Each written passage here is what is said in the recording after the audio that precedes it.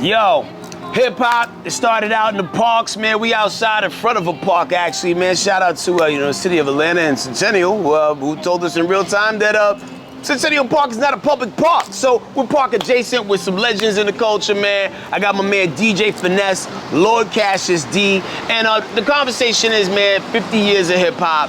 And, a lot has happened in the last 50 years, and one of the biggest names within hip-hop culture has been the Zulu Nation, which Lord Cashus D, you're a part of. You started or helped start the Chicago chapter? I started the Chicago chapter. Indeed. I started, we became Zulu Nation around 1978, 79. We was like, we got Zulu Nation. Our original concept of Zulu Nation was music. And we got it through a friend of mine, brought a tape back. Like everybody else, we had a tape. And we heard, and they said, the Zulu Nation. They was like, what's the name of this nation? Zulu. Who gonna get on it? It was our own. And we started because it was, in Chicago, it's a house town. Okay, house music rules. So hip hop was this big. Matter of fact, it was short and that big. But the Zulu Nation, as we started learning, there was a brother came out of New York City. His name was Shaka Reed. Okay. He was a shaka for the Zulu Nation. And he started dropping infinity lessons on us. Infinity lessons was knowledge itself. And we created our thing, hip hop, and we were all from different street organizations, different street gangs. You see? And we would use the vehicle of hip hop to bring all of us together. This was the way I could come to your neighborhood. See, I couldn't come to your neighborhood if I was a vice lord and y'all disciples over here and stones over here. Only way I could come to your neighborhood, I knew somebody and we did hip hop. Got so you. When we came to your neighborhood, it was like, no, that's so-and-so. He danced with the so-and-sos. Like an incident I had. I was at Chicago, there was a very famous project called the Cabrini Greens. One day I was coming across the Cabrini Greens, they said, all those that know about the Cabrini Greens, especially everybody that's listening, know about the Cabrini Greens in Chicago. They had this area called the Black Top. Now the Black Top was a shooting gallery, because on one side you had what they call Cobra Stones. On this side you had Gangster Disciples, that time it was just BGDs. You had Vice Lord buildings, and you had some, I think it was some four-corner hustlers. Like, all these buildings facing this, it's like 3-4 buildings of this, 3-4 buildings, and I'm talking about tall, high rises. And you'd have to cross the blacktop. The blacktop just to get around. Dangerous, like the shooting grounds. A lot of killing took place. I'm coming across the blacktop in my radio. The Perfect Beat just came out. Subsonic Force, Perfect Beat, just came out. We're coming across the blacktop, and since I'm from an old street gang, the oldest black street gang in America, you know what I'm saying, the Vice Lords, I'm coming across the blacktop. I ain't paying no attention. I'm a B-boy. I got my white gloves on. I'm ready to go pop lock. Perfect Beat that came out. We're ready to go tear it up because we had a special place we did this at where everybody came together. And as I crossed, I heard a brother from the building. They was all standing out in front of the building. He said, that's one of them hooks from downtown. That's what they call it. That's what they call it, okay. Ops. They call it the ops nowadays, yo. We said the whole word back then, the opposition. Okay. It's short, not ops. Said that's one of them hooks. And another guy said, no, he be with Siron and them, and they pop lock. And they called me over there. And he said, man, show me that move. Siron was trying to show me the move. And I banged back. I was showing what we was doing. And they joined us. And a couple of them became B-boys out of that. So now when I crossed the blacktop, it wasn't no more the opposition. Yeah. It was, that's so-and-so, that's Cashus D. You see what I'm saying? Cash, come on over here, man. Hip-hop was a vehicle that brought us all together. The Zulu Nation's concept was the gangs. It was the gangs. You see, I heard a thing about Fat Joe that said,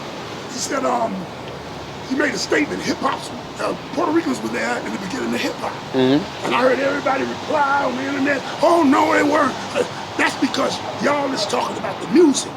let's talk about the whole culture. Yeah, graffiti, breakdancing. I mean, there's so many elements. The gangs that brought that. Now, we always hear about, like, you know, the origins of, like, the New York parties and whatnot, but what did it look like in Chicago during those first, you know, few years of, like, you know, hip-hop becoming, like, a full-fledged culture? Well, you know, Chicago is a dance town. So, b-boying for us was first. But we wasn't doing breaking. We were locking. Because Soul Train used to be in Chicago. That's right. Like when they say LA, and they always get pop locking, they say LA, that's the scene. No, Chicago was a scene too for pop locking.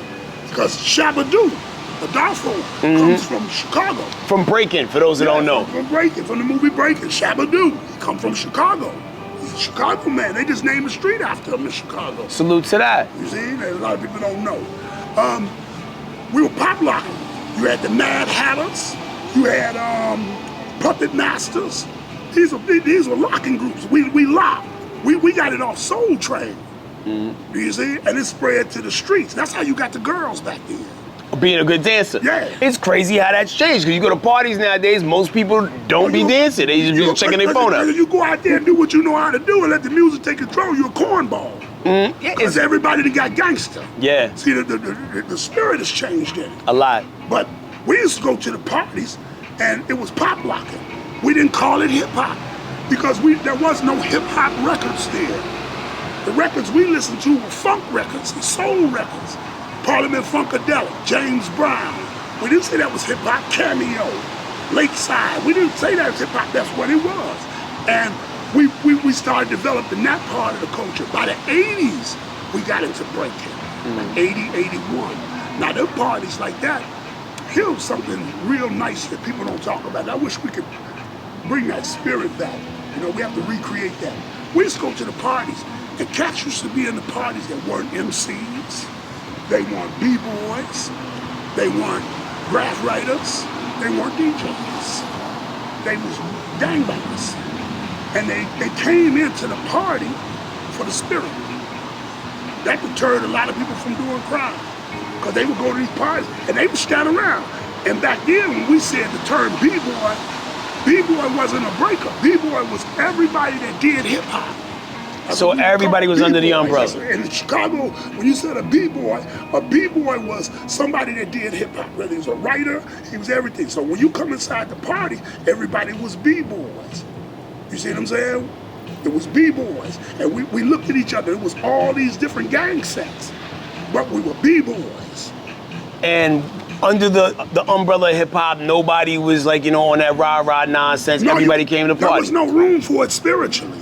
Because the music was powerful. The music said, looking for the perfect beat. You see what I'm saying? There was no room for that. Yeah. There was no room for a fight. The fight was on the dance floor. The fight was the circle. This is how it used to be in Chicago. Yeah, and like when you watch some classic movies with cats used to settle, you know, Beat Street, breaking in the whole nine, and you know, we got DJ Finesse in the building. Now you come from the Jersey side of things, you know what I'm saying? And you was around like, you know, like when some of these first events started taking place. 70s. What did hip hop look like in Jersey? Man, I can recollect before hip hop hit Jersey, when being cool was the pimps or the athletes. Dr. J was the man, not George. And on Easter Sunday, yeah, I'm gonna go all the way back. I remember like it was yesterday. And on Easter Sunday, you wore a dress suit because you're gonna go to church. Right. Yep. And then when hip hop hit, now I'm gonna go before Duke Booty for some of you guys that may know. Now let's do the knowledge real quick. Now Duke Booty is a name, like if you really surgically in the culture, you understand that he was like, you know, the pen that actually helped you write a lot of classic records that people still sing the lyrics to this day. Name a few. Eighth Wonder, the Sugar Hill Gang. The Message with Rock and Roll Hall of Fame and Rolling Stone magazine labeled today the greatest hip hop record of all time. Right? Absolutely. And yeah. So not just coming from Elizabeth, New Jersey, where Duke Booty's from, but coming from his camp. Like not just Duke Booty's being a mentor. His mother was my third grade school teacher, correct? So I had the opportunity to, but now it's something before that. Because remember, that's records. That's Sugar Hill Records. You know, and I think, you know, a lot of people don't give Jersey the credit for the business aspect in which it brought to hip hop. Because, like, I mean, the parties were the parties, but like it was like Sugar Hill Records and the records that they put out that kind of turned it into at least a recording business, you know, from that point on. From Sugar Hill, it became national and international on the big stage. Yeah. With not just disco records and funk records playing. Parliament Funkadelics, and now we got Grease Out and all of the disco stuff that the Bee Gees and all that stuff.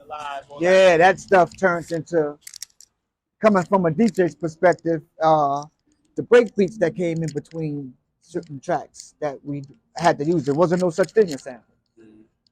When wait a minute, boom, boom, and the only way we can do it is to keep it going. Yeah. For the MC to be able to get up out your thing, we got to get the crowd involved. But let's go before Duke Booty, because I could do that. Okay. I could go before Sugar Hill Records, when hip hop wasn't no such thing, not in the state of New Jersey. And then a block party took place. I'm from the 4th Court, McGlory Manors, in Elizabeth, New Jersey. And again, blessing that it happened in my court. So then, a lot of people don't get their props either. I'm about to give the credit where credit is due. We have guys like the Magnificent Seven, Ray Vaughn and Johnny Walton from Harlem. And the Crash Crew. Were those more like a collection of like breakers or dancers rather, or MC, DJ? The whole team, break dancers, B-boys, graffiti artists. This is when a cassette tape was what we needed, or the only thing that we had. When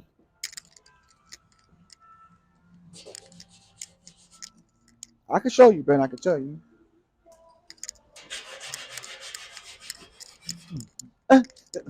Now we ain't no such thing as, especially at my age, your mother's jukebox. Oh yeah. Screwed up the needle on that one. And when you coming from it at my age, 3rd grade, it's funny, Duke Booty mother was my school teacher then. Really? 1978 summer, I didn't turn 8 yet. And to be able to be that young, and be able to not just get it, but inherit it and be embraced to be a part of, where you had the Crash Crew, the Treacherous Threes, the Force MCs before everybody knew them as the Force MDs, will Let Me Love Yous, and Funky Four. We spoke about that. Yeah, plus Breakout. Yeah, and we had the cassettes, Force MCs. I just was laughing with Stevie D like a week ago about it, because I said I could recreate it. Steve, he said you can. Let's do it. We came to the party around 1 o'clock to put down all MCs. Force MCs, not Force MDs, correct? Before Tender Love. Before everybody, it was the Hummer. People be sleeping because I was listening to a record the other day where Force MDs meets the Fat Boys, and they was still in a rap bag a little bit on that one. Yeah, man, classic routines. That's all battling. That's it. It changed the culture. It went from suits to these suits. By most people's accounts, to more so reflect the the audience and the crowd in which they was talking, to give that common man look, or that was just the fashion trend at the time. Hip hop is a cultural expression. Let's stop playing with it. In the late 1970s, mid 1970s, Africa Bambaataa came and brought the culture together. A lot of people say he didn't, but he did. Mm-hmm. Because it was through the gangs he brought it together. Yeah. He united the Puerto Ricans, the Dominicans, the blacks, the whites. He took it downtown into the punk rock scene and a lot of things. We created the fashion. There was no store-bought fashion. Gucci wasn't nothing. We didn't wear that because we couldn't afford that. We wore Lee jeans, even in Chicago. We emulated what our brothers that went to New York came back and looked like. My partner came back, he had some Lee jeans on with a cuff in them about that tall. You know what I'm saying? Listen, I said, man, what you doing? You know what I'm saying? He's like, man, this is the way they win. This was a fashionable statement. When pop locking, go to some pop locking. We was out this circle, we would dance, and there was this guy called Lightbulb. He didn't dance. He had all these Christmas lights on this suit, and he had the batteries on it. And he would jump in the circle and do like this and cut the batteries on and do like everybody say, hey, that was hip hop. But no moves, just the light show. They had Christmas lights all over. They was going all kind of ways. That was a cultural expression. This was our minds. See, when y'all talk hip hop is a spirit. Yes. Let's stop talking. We only talk this music thing. This go for everybody. Yo, all we talk is the music. All we talk about is what record was created. There would have never been hip-hop records if the spirit of it was never there. That gave birth to the whole thought of it. You see what I'm saying? It is a spirit. And it was unleashed by some pioneers, some people that were given powers by some force. Like the legendary Cool DJ Herc. Shout out. It's my man, that's my man. That's my man too, like, man. yo.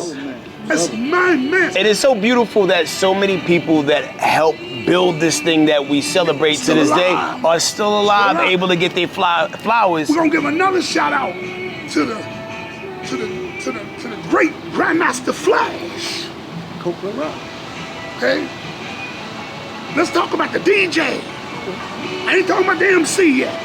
Yeah. See, when we like to talk hip hop, we try to throw it all together and we only talk about MCing. But we got all the culture there. Yeah. Let's talk about the legendary and great Africa Bambaataa.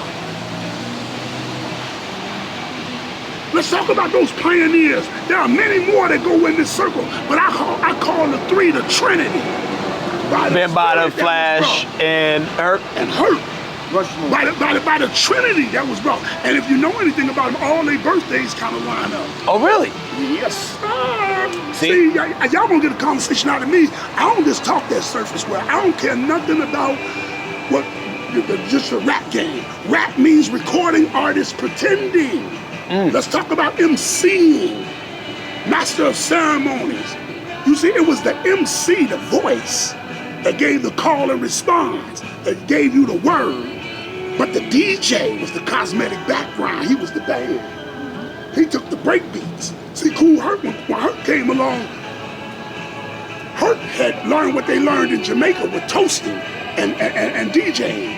But they played dub plates in Jamaica. Yeah, They specialized still- records. Yeah. Yeah, they were dub plates. You did? Legendary Coxtone, Studio One, all of these people, they made dub plates. When Herc got here, Herc and them started spinning the B-sides of 45s. Records you had heard, they would look for the breakers. I give, everybody, people always got their opinion of what things is. I'm gonna give Cool Herc his flowers right now. The record Apache by Bongo's Big Bad Band, Herc broke that. That was a Cool Herc break.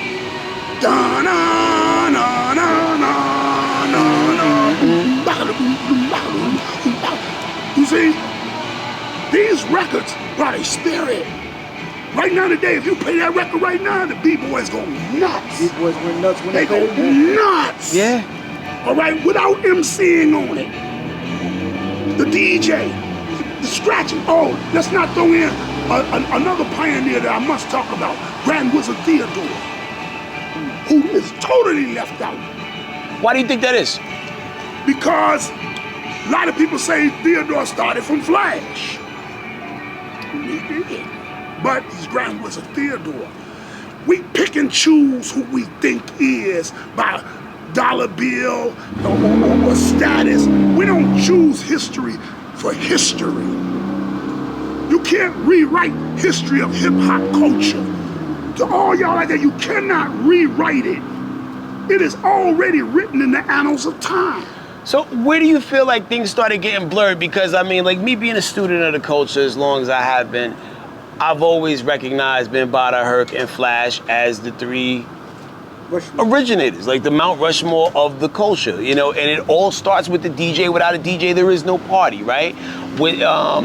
So at what point did people start blurring the lines and start omitting things? I know from a business standpoint, yeah, you're gonna celebrate the MC because that's what you hear on the radio all the time. They're not celebrating, you're wrong. They're not celebrating the MC. Well, okay, the rapper. The rapper. All right, fair enough. Artists pretending. Okay, fair enough. So but what point did you realize that there was some sort of a shift? When record companies started to take over from the mom and pop businesses. Mom and pop record labels were first. Sugar Hill Records was a mom and pop. When I say mom and pop, they were owned by common people that were in the community. They owned the records. They would rush you to the basement, had a recording studio, they had to tell the people upstairs, cut the water off. So we get in there real quick. You see what I'm saying? Mom and pop, they had the record stores. So now after the record was pressed up, you took it down to the mom and pop. They put it in the window like this. The people came by the so-and-so, they brought it. That's what made that. Big business came in. When big business came in, they came in with their interests. And their interest during the time when hip-hop exploded was prisons. The prison industrial complex. How to build prisons. Let's talk for real. Yeah. See, if you're gonna interview me, I ain't gonna No, I always want people to keep it a buck. Talk about the regular hip-hop y'all talk about. Let's talk about what's really happening spiritually, because until you get to that, you can figure out the rest of it. Big corporations came, and they began to I'm gonna use this word, bastardize the industry. No fathers to it, meaning they pushed all the fathers out the way. Africa Bambaataa gathered a lot of the artists of that time, the Lord Finesses and all of them at one time, and he warned them about the record companies. He warned them about the record companies. He warned them. Hey, Cashus D, from a DJ's perspective, sampling moved us because now it's no longer us being able to have them to catch it to make it rock. They can sample it and make it go on its own. Okay. Heard us as I disagree with that too. Tell me something that I don't know. See, I'm hip hop. I can DJ, I can do graph, I'm a b-boy, and I'm a hell of an MC. Okay. You see, and I do the knowledge, the fifth element. You see what I'm saying? So I'm all hip hop. I beg to differ. Tell me what before that. Before that, the DJ would spin with the records. We would catch the Now, it was the fundamentals of hip hop is built off samples. Yeah. Because the samples were analog songs that were already hit records. They had a spirit in them. So when you hear Grandmaster Flash say dun dun dun dun dun dun dun dun dun dun dun dun dun, that's called the Zulu strut. That comes from New Orleans. That's part of the Zulu fraternity, the oldest party group in the world. I don't even think people know that. I know. If you ever go to Mardi Gras, that's what they play. Dun dun dun dun dun. And the second line and all that. Second line. Yeah. All right, it's a spirit. When you heard Nile Rodgers from Sheep, you see all the bass lines Nile Rodgers did. Sampling, put it together. The DJ was still playing the samples now. And he was mixing the samples. That's why it was 2 turntables. He was able to do stuff now that he just couldn't do with a record. Right. He had a full-scale record that had new drums on it. It gave us more time. New breaks. And now he could add a new type of scratch to it. Transform it. You see, the DJ. So he was never left out. It evolved. When big businesses saw that, they were afraid of that.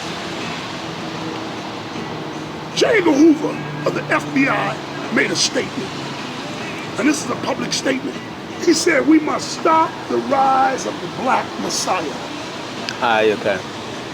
That one who will come and electrify and stimulate the people. What electrifies and stimulates the people? Music does. The frequency, music. All right, when the companies got into it, Prison Industrial Corp of America and many others, that conglomerate, they came together as a conglomerate.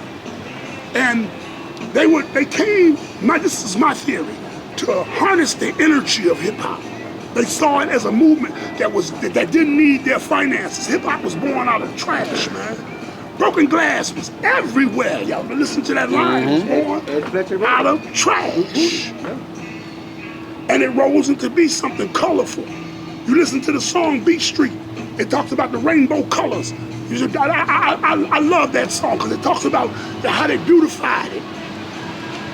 the companies came and they used a frequency. They changed the frequency. Hip hop was on a church frequency at first, 6/8. All the music was up tempo. It dance. It was dance. It went from that to a 4/4. And like, To a 3/4. what's examples of like 4/4 patterns? Go by the head motions. Look at the face. We went from this to this to now this. Yeah, it's a low vibrational frequency in which a lot of music operates in. Yeah. All right. To harness that, they did it by the promise of a check. Most real original hip hoppers didn't do it for money. That's why when the record game was over with, a lot of them quit. I quit, I can't get no more money, I can't go. But a bunch of them kept making records. To this day, right now, they keep doing it. Well, listen, man, my beard is great, and I'm hip hop to the bone. At home. As I it go should home, be. My house look like Star Wars. I got so many lights in it. I got pushing buttons and scratching. I'm over here tuning up. I'm on the machine. I got the MP roller.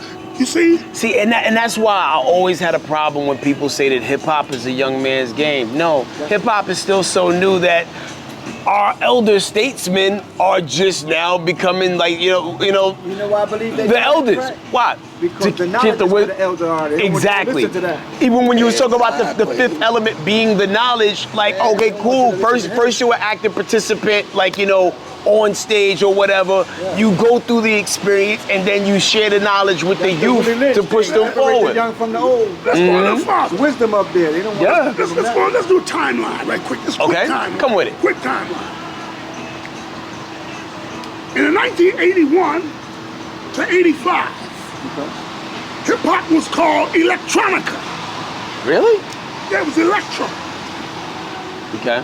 The record said bing, bing, the bing, bing, bing, the bing. It said Buffalo Girls go around the outside, around the outside. It said, they had the other one.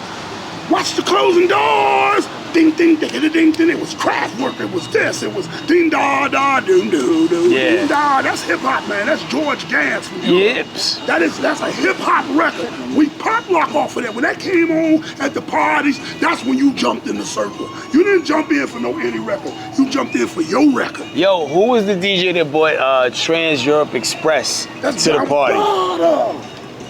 Yo. Man, that's Planet Rock. That's Yeah. Bambaataa. That's Bambaataa. Come on. It was a spirit. 81 to 85. 86, we transformed into what I call subsonic music. The beat got harder. It was called hardcore. Hardcore didn't mean gangster. Hardcore meant it was hardcore, the lyrics, everything. The rise of groups like Public Enemy. Subsonic music. And it's so funny that they were called the Spectrum DJs, if you know what the word spectrum means.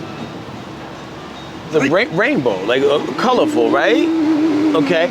But when you talk about subsonic music though, so like, I mean, when you think about groups like Public Enemy, we don't necessarily think of them as a lower vibrational. No, when I say subsonic, Okay. they had 50, 60 samples in one record. Yeah. Shockley Brothers. Yeah, Hank Shockley, Keith, Chuck. Everybody don't know Chuck D, a hell of a producer himself. You know what I'm saying? But they had 50, 60 samples, 100 samples in one record. Welcome to the Terror Dome got about 45 samples and listen to it. When I ask producers to try to make me something along the lines of something that sounds like that, they don't even know how to do it because why? You know why? Because when you look at that time period, everybody was different. Nobody looked the same. Nobody ran in the same state of mind. Over here on this block, you had a guy that said, bing, bing. His name was Prince Paul. He gave you De La Soul. Yeah. This one, that one. Up the street, up the hill, around the corner, 2 miles that way, you had the you had Eddie F. You had Heavy D in them. Over here, down the ways, down there, you had leaders of the new school.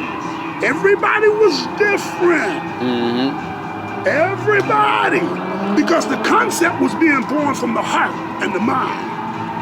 That's why the sound was different. So you can never duplicate the Shock Me Boys because what they did, that was a gift that was given to them. That's why it sounds so different. It's such a unique process, but even going back to what Finesse was saying about the lack of the ability to sample as aggressively, I mean, you think about an album like 3 Feet High and Rising, which had 1 million samples on it, actually landed them in court for an interlude, right? Same thing with Public Enemy and all the samples they use. You could not make these albums legally now. Like, you know, the labels wouldn't pay for the clearance. Because that stops the frequency. That upholds that science. See, when that music came along, that music sparked something in the melanated people. It was like an energy charge. In every book bag by 1986, you had Elijah Muhammad's message to the black man. We were wearing black medallions. Now let's go to Chicago again. Okay. 1986, 87, they had a tour that came to the UIC Pavilion, which is a huge college, University of Illinois, Chicago. They had on the bill, watch this bill, they had Heavy D and the Boys, LL Cool J, Eric B. and Rakim, NWA. Public Enemy closed the show. Every gang in the city looked like the movie The Warriors. Every gang in the city, we're running the city. Nobody wasted nobody. Can you dig it, sucker? You know what I'm saying? Every gang was there, but here was the catch. Okay. Here was the magic. Peep this. History. Everybody had an African medallion on their neck. When an X-Clan was part of that show. Okay. When PXO and them said, to the east, my brothers, to the east, the whole place stood up and faced the east and threw the black fist in the air. There wasn't one fight at the concert, not one shooting. That's the spirit of hip hop. That was this age, from 85 to 91. There was a surge of spirit. Yeah. I don't know where it came out of, the ethers of the Most High, and those great ancestors, but a surge came down, and it woke us. And they saw that. They saw that. They harnessed the power. You're dealing with music. Music deals with witchcraft, dark magic. See, a lot of people don't want to talk about what vinyl records are. That's a whole nother interview. What a vinyl record is. Well, touch on it real quick, man. Like, you ain't finna do all that with me. I gotta put my song.